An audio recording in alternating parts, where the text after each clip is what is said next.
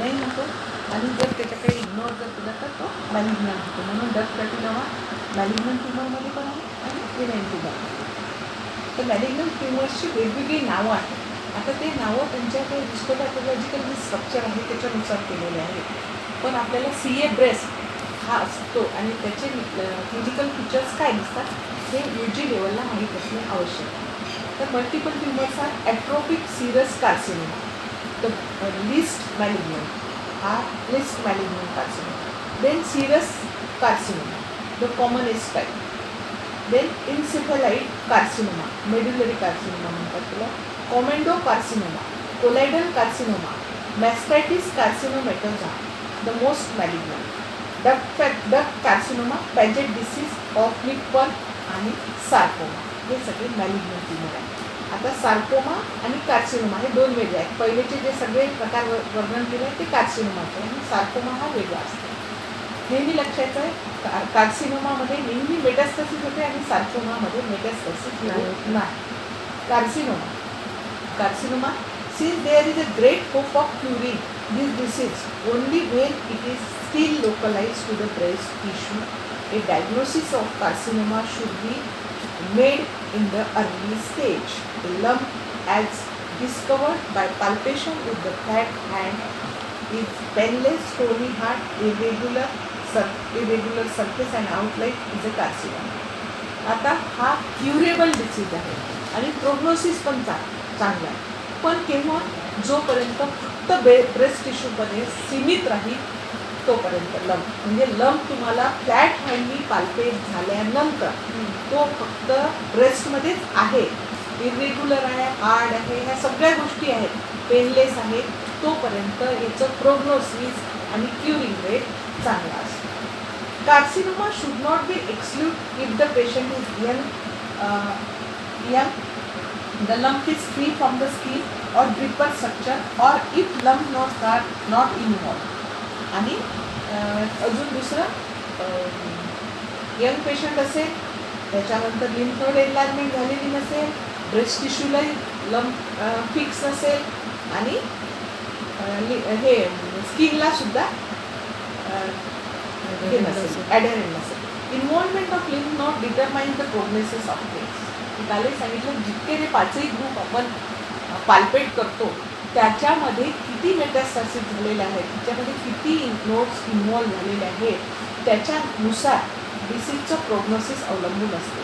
There may be dimpling, retraction, puckering of skin, retraction of nipple आणि peau de orange skin. ह्या ज्या गोष्टी आहेत ह्या सगळ्या गोष्टी आहेत. ह्याच्यामध्ये डिसीजची ॲडव्हान्स स्टेज आपल्याला लक्षात येते. त्याच्यानंतर oedema being due to obstruction of lymphatic by cancer cell and pitting being due to fixation of the hair follicle and sebaceous gland to the subcutaneous tissue. हे सगळं लेट फीचर्स आहेत ते जे सांगितलेले आहेत. Late features includes adhesion of deep fascia, फेशियाशी मग adhesion होतो, डिपर स्ट्रक्चर, पेक्टोरल मसलसोबत ॲडिजन आणि देन चेस्ट वॉलमध्ये आले आपले ribs, presence of distal subcutaneous nodule, fungation, brownie इंड्युरेशन of arm, cancer and cuirasse and distal metastasis in the liver, lung, bone and all. आता हे पहिलेचे जे सांगितले आहे तुम्हाला नुसतं फिक्स नसेल तर प्रोग्नोसिस चांगला आहे. Not to the skin, not to the deeper structure, only limited only up to the breast tissue. त्याच्यानंतर लिम्फ नोड कोणत्या एनलार्जमेंट झालेले आहे त्याच्यानुसार. त्याच्यानंतर स्किनची सगळे लक्षणं सांगली आहेत, tethering of skin, puckering of skin, retraction of nipple, then fungation, brawny oedema, peau de orange skin, blockage of lymphatic स्किनमध्ये जे आहे, हेअर फॉलिकलचं सिबेसियस ग्लँड इन्व्हॉल्व झालेले आहे. तर हे प्रोग्नोसिस पेशंटचं गुड नाही आहे, हे याचे लक्षणं आहेत. आणि मेटास्टॅसिस liver, lung, bone and all. आता हे क्लिनिकल स्टेज केलेले आहे. दोन क्लासिफिकेशन आहे स्टेजेसनुसार आणि एक इंटरनॅशनल क्लासिफिकेशन केलेलं आहे EMM क्लासिफिकेशन आणि स्टेजनुसार stage 1, 2, 3, 4 stage clinical stages. Stage 1मध्ये काय असते, the growth is limited to breast. आता सांगितलं growth is limited to the breast म्हणजे ब्रेस्टमध्ये आपल्याला फ्लॅट हँडनी फक्त नोड्यूल पाल्पेट होत आहे, फक्त नोड्यूल फर्म आहे, इरेग्युलर आहे, एवढेच लक्षणं आहेत, बाकी कुठलीही लक्षणं नाही. आपण पटकन बायोप्सी केली किंवा मॅमोग्राफी केली आणि मॅलिग्नन्सी आहे, हे डिटेक्ट झालेलं आहे, हे आपल्याला समजलेलं आहे. बस तिथं this is the first stage. Second stage, in addition to growth in the breast, the axillary lymph nodes are involved, but they still mobile. There may be just tethering of the growth to the pectoral muscle. Second स्टेजमध्ये lymph node involve झालेले असतात, पण त्या lymph नोडमध्ये changes झालेले नसतात, malignant just inflammatory असतात ते, आणि त्या मोबाईल असतात. आणि there may be just tethering to the growth कुठे डीपर स्ट्रक्चरमध्ये, पेक्टोरल मसलमध्ये ग्रोथ जी आहे ती पसरायला सुरुवात झाली आहे, म्हणजे तो ट्यूमर जो आहे तो इन्व्हर्ट व्हायला सुरुवात झालेली आहे. Stage 3, the growth is fix to the pectoral muscle or the skin, म्हणजे डीपर स्ट्रक्चरलाही ॲडरंट झालेली आहे आणि स्किनला सुद्धा इन्व्हॉल्वमेंट झालेली आहे, आणि ट्यूमरपेक्षा जास्त इन्व्हॉल्वमेंट झालेली, that is stage 3. Stage 4, the growth is fix to the chest wall, axillary nodes are longer mobile, supraclavicular nodes are affected, and their metastasis in the opposite breast also. Skin away from the tumor, liver, lung, bone and other distant organs such as ovary also involved. That is the last stage. 4 stages सांगितल्या. पहिल्या स्टेजमध्ये फक्त lump आहे, तुम्ही just clinically diagnose केलेला आहे. With the flat hand you feel the lump, size of the lump, the regular shape of the lump, it may be semi hard, बस एवढंच. No involvement of axillary node, no involvement of deeper structure, no involvement of skin, हे सगळं that is stage first. Second स्टेजमध्ये lymph node enlargement असते, still lymph nodes are mobile, आणि the tethering of the growth to the pectoral muscle. Pectoralis मसलला adherent व्हायला सुरुवात झालेली असते. थर्ड स्टेजमध्ये जो growth is fix to the pectoralis major, म्हणजे स्किनमध्ये इन्व्हॉल्व होण्यापेक्षा पोस्टेरियर साईडला डीपर स्ट्रक्चरला ॲडेरंट व्हायला किंवा पसरण्यासाठी सुरुवात झालेली असते, आणि skin involvement is larger than tumour. Tumour जर एवढा असेल तर स्किनचा जास्तीत जास्त भाग इन्व्हॉल्व झालेला असतो, म्हणजे पोस्टेरियर साईडलाही एंटेरियर साईडलाही ग्रोथ झालेली असते. ही झाली थर्ड स्टेज. आणि फोर्थ स्टेजमध्ये सगळीकडे चेस्ट वॉल इन्व्हॉल्व झालेली असते, स्किन इन्व्हॉल्व झाली असते, ऑल लिम्फ नोडचे ग्रुप आहेत ते इन्व्हॉल्व झालेले असतात, आणि मेटास्टॅसिससुद्धा झालेलं असतं. दुसरं क्लासिफिकेशन आहे इंटरनॅशनल क्लासिफिकेशन.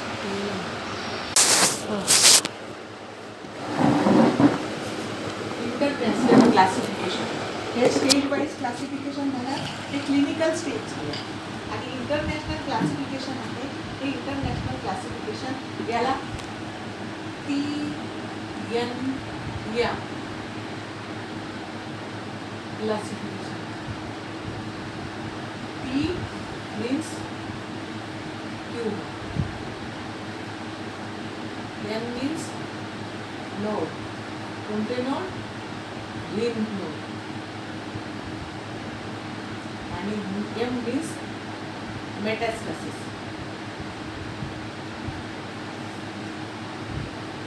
M means मेटास्टॅसिस. हे झालं ट्यूमर आणि मेटास्टॅसिस. याच्यामध्ये क्लासिफिकेशन केलेलं आहे, T1, T2, T3 असं केलेलं आहे. T1 मीन्स ट्यूमरची size of tumour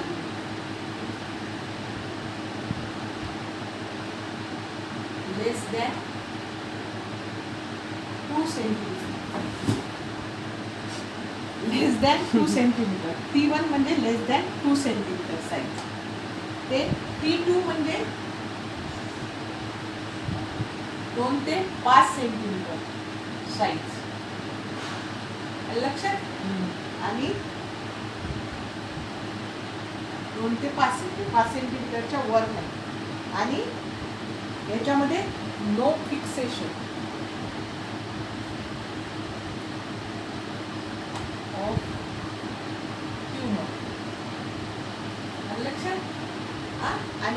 5 centimetre. No pectoral fixation.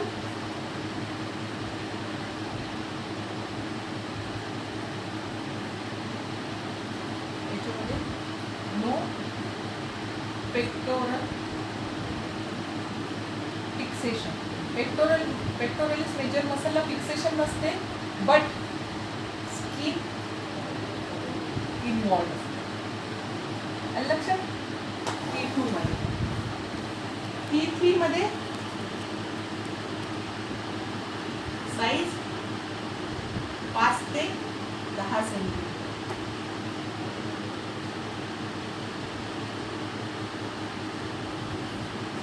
Pectoral fixation.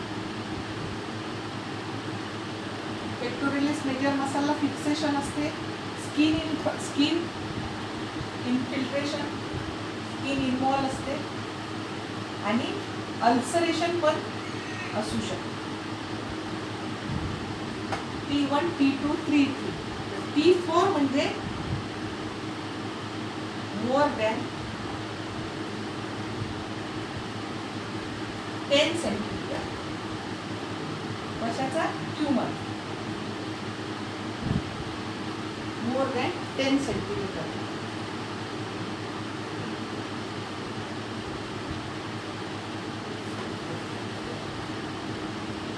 Chest wall fixation. Chest wall fixation हे झालं ट्यूमरच्या बाबतीत. T1, T2, T3 हे जर असेल तर हे तुम्ही लक्षात ठेवा. T म्हणजे ट्यूमर. T1 म्हणजे size less than 2 centimetre. Not fixation of tumour, not to the skin, not to the deeper structure. T2 means 2 to 5 centimetre. 2 सेंटीमीटरपासून 5 सेंटीमीटरपर्यंत. Not more than 5 centimetre size. No pectoral fixation, but स्किनमध्ये जे puckering किंवा tethering असते ते दिसायला सुरू होते. T3 म्हणजे 5 to 10 centimetre. Not more than 10 centimetre. Pectoralis major muscle fixation असते ट्यूमरचं आणि अल्सरेशन पण असते. T4 म्हणजे मोर दॅन 10 सेंटीमीटरचा ट्यूमर असतं. चेस्ट वॉल फिक्सेशन असते आणि स्किनमध्ये सुद्धा लक्षणं दिसायला लागतात. हे फक्त ट्यूमरचं वर्णन या ठिकाणी केलेलं आहे.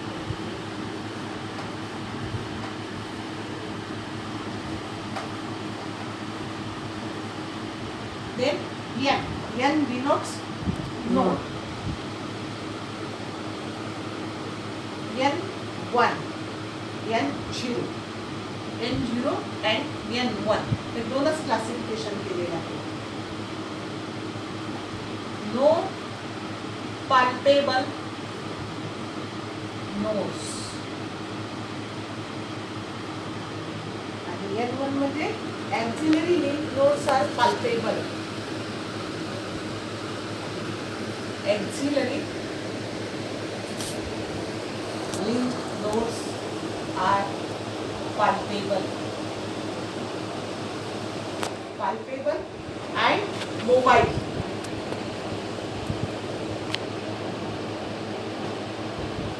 Then N2 आणि N3. N2 मध्ये Axillary lymph nodes are palpable. Axillary lymph nodes palpable and fixed. N3 supraclavicular nodes.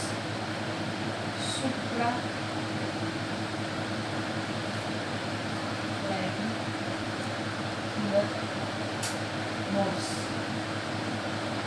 हे झालं नोड्स. Lymph node. आपण पहिले टी मध्ये पूर्ण ट्यूमरचं हे वर्णन केलेलं आहे. आपल्याला कॉम्बिनेशन जसं स्टेजेस सांगितले ना, तर समजा T1 मध्ये सांगितले की नुसतं नोड्यूल असते, पण ॲक्झिलरी लिम्फ नोड्स नसतात, म्हणजे त्याच्यासोबत N0चं कॉम्बिनेशन होते. T2 मध्ये ॲक्झिलरी लिम्फ नोड्स असतात, मोबाईल असतात. N1चं क्लासिक हे होतं त्याच्याशी. आणि N2 स्टेज 3शी की lymph node axillary lymph nodes are enlarge, palpable आणि फिक्स्ड. आणि स्टेज 4मध्ये सुप्राक्लॅव्हिक्युलर म्हणजे सगळ्या lymph node, axillary lymph node, supraclavicular lymph node, all lymph nodes are involve. म्हणजे ह्या त्या स्टेजशी ही 4 गोष्टी आपल्या जुळून येतात. टीच्या T1, T2, T3, T4, N0, N1, N2, N3 हे झालं T आणि Nचं क्लासिफिकेशन.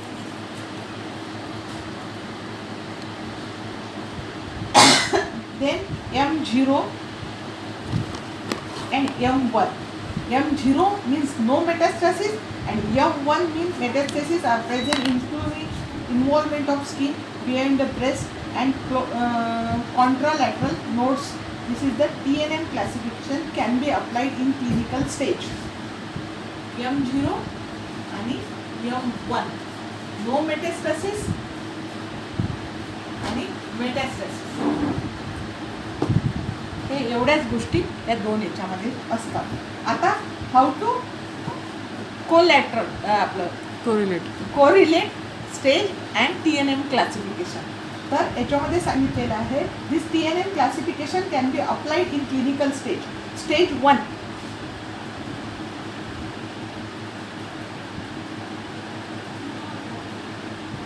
मी तुम्हाला कसं सांगितलंच आहे कसं T1, T2, N0.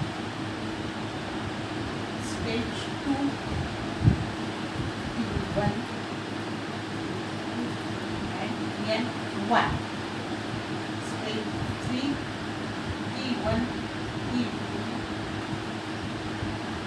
T3, T4 and M0. Stage 4 T4, N3 and M1. हे झाले स्टेजेस. हे झालं TNM क्लासिफिकेशन. लक्षात हे असं आपण कोरिलेट करू शकतो. Prognosis is better. In assessing prognosis in case of carcinoma, the carcinoma of the breast, the following points should be taken into consideration. Age. A younger the patient, the worse become prognosis. Prognosis is better when the growth occurs within 5 years of menopause. Then sex. Carcinoma of the male breast carries a bad prognosis owing to early fixation to the chest wall.